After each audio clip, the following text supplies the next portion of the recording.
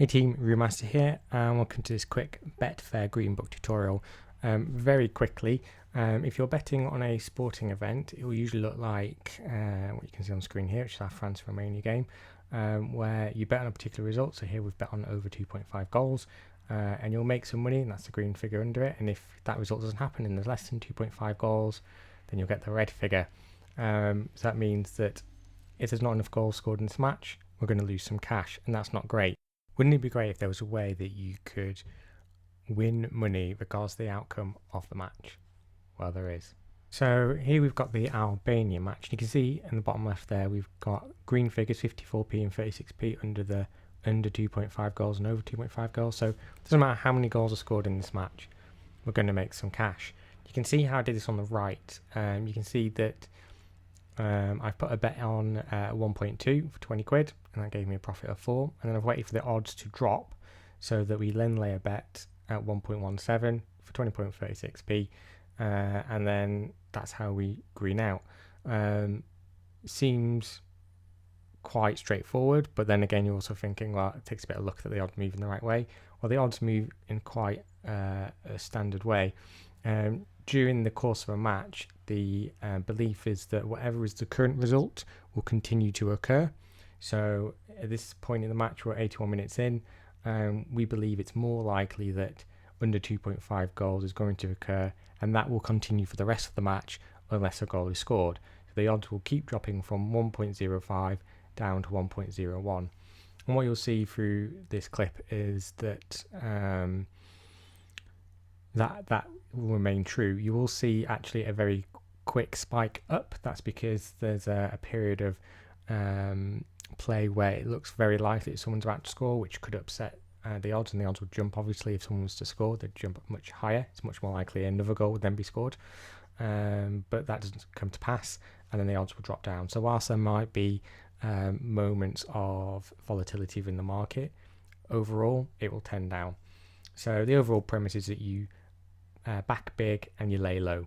So the first thing we're going to do here is we're going to put on a bet.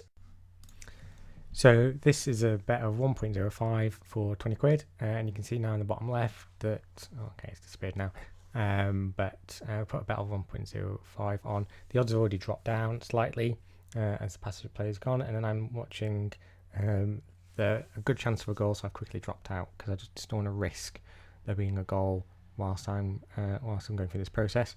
The best time to do this is during a period of stability within a match, when they're kind of just passing around the middle of a park. You can see the odds have jumped up.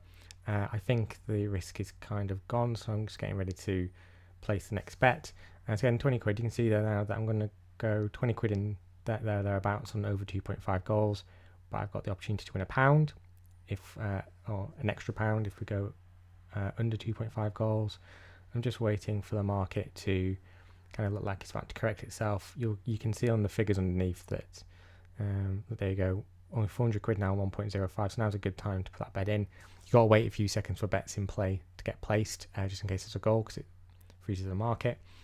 So now we're just going to wait and refresh until the odds drop down, and the odds have dropped down now to 1.03. So as I said, periods of play, usually it will tend towards the bottom. So now we're going to lay a bet. We just pop it down to 1.03 and put it down as £20, and I believe put 60p on as well. And the reason for that is that there we go. Now we can get £0.92 and £0.96 on either one when this is placed, and so we just wait for that bet to get placed, and then we just need to sit and kind of click refresh until the odds, because you can see there's 17 grand worth of money that needs to be matched now, so it'll be the last couple of quid in that. So we'll just wait for that to pass, and then once that happens, we're all good. We'll have greened out, and we've got our green book back, and we'll have made a bit more cash. So very little risk in this. You can see that the first round I did this within a minute. This time we'll probably do it in a minute 30, and you've made some money.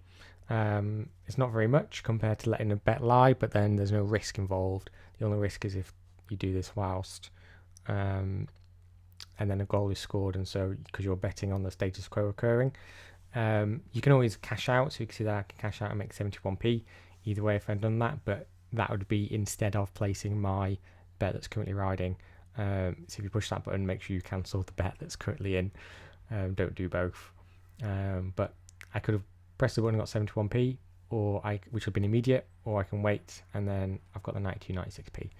There we are. Then whatever happens in this match, I will get that money. Turns out in this match, no one scores anyway, but it was a good way to make a bit of cash very quickly, very little risk. So very much recommended doing. The other thing as well is that you don't have to play the in market, or you don't have to wait until games are in play.